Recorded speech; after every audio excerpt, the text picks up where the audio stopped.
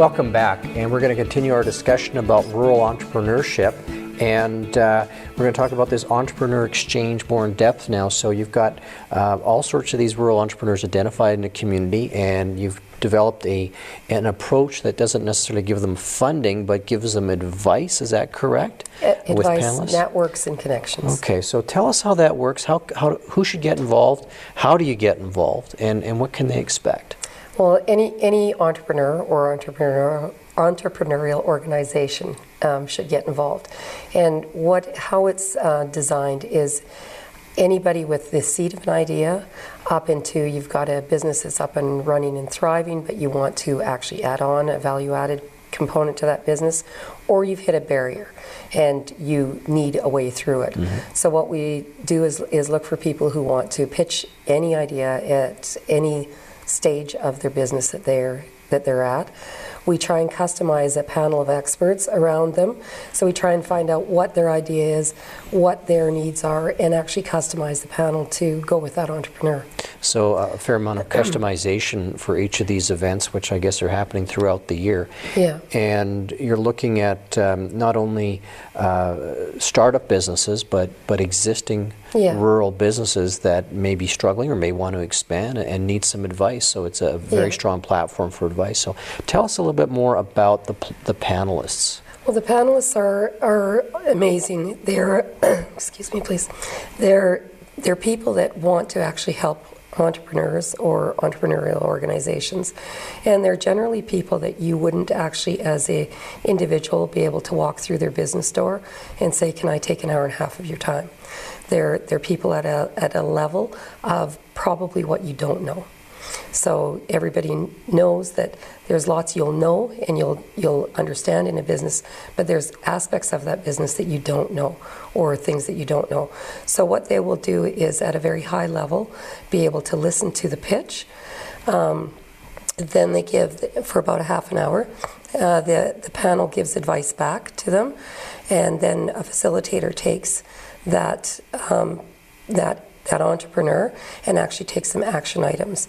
So what we've found out from doing this for the last year is that on average they've been able to get 14 really solid business ideas based on their business idea, and 8 or 9 real connections into other networks or people that they actually need to meet up with.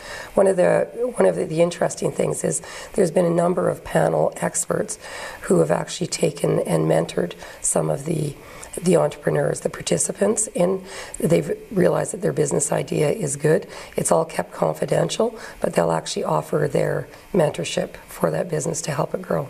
Excellent. So let's talk a little bit about process for a participant. How do they have to prepare?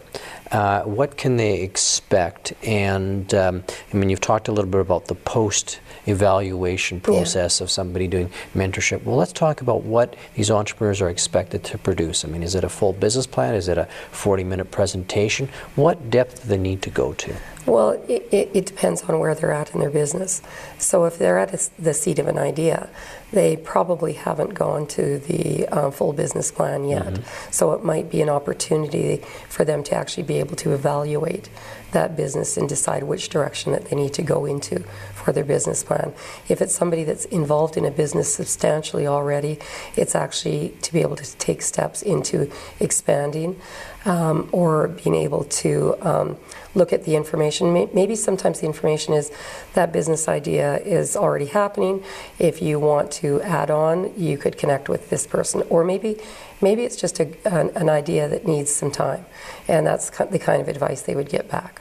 So when I look at some of the community connector programs and providing the curriculum for the Trinity of Management and the other business planning advice, that's really a starting point for an entrepreneur to glean that information and start building the nucleus of a business plan, and then come into some of these panel discussions. Yeah, if they have that, that's an advantage. But like I said, they don't necessarily have to have the full business plan to actually be able to run their idea by a panel of experts to say, is this viable? But if they have that, that's really beneficial. It's beneficial for the experts and to giving them the right advice based on what they have already. So this really differs from a business plan competition format where there's no competition. It's not like a Dragon's Den where people are going and vying for funds or the best idea based upon merit and trying to encourage the panelists to invest. This is really the other way around, isn't it? Yeah, it is the other way around. And the real value that they're getting is really literally those business ideas at a very high level, those networks and those connections that can make or break a business. Okay, so let's talk about these events. We talked a little bit about a few that are coming up. How are they structured, and when does an entrepreneur know that they're going to be part of that? When do they get an invitation for that? How does that work? They can go online at any time and go through Green Hectares for the Entrepreneur Exchange and actually just send us an email, and we can give them the information on when an exchange is happening in their area, when what they need to prepare for it. We provide them with a toolkit on everything that they need to prepare before they come and pitch their idea, so that they don't feel like they're, swimming and not knowing where they're going. Okay, so what's in that toolkit, for example? So the toolkit is actually what the Entrepreneur Exchange is, what the panel of experts need for information, depending on what stage of the business that they're at. All sorts of social media, all sorts of information, basically to give them the best experience possible. Are they expected to give up any financial information? None. If they don't want to. If they want to give out financial information, like I said, it's all confidential. Everybody signs a waiver to make sure that information just stays in-house for that entrepreneur. But if they don't have it, it's not required.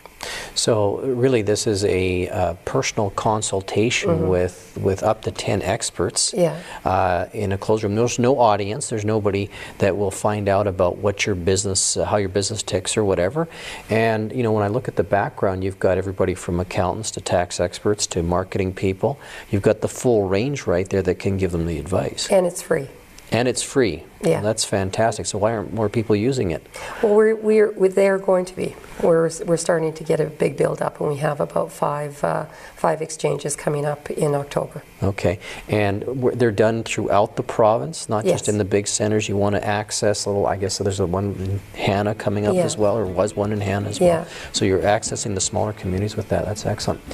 When we come back from our commercial break, we're going to talk a little bit more about the Entrepreneur Exchange in terms of where it's going for the rest of Canada, and have a few examples of how it's working. So join us shortly.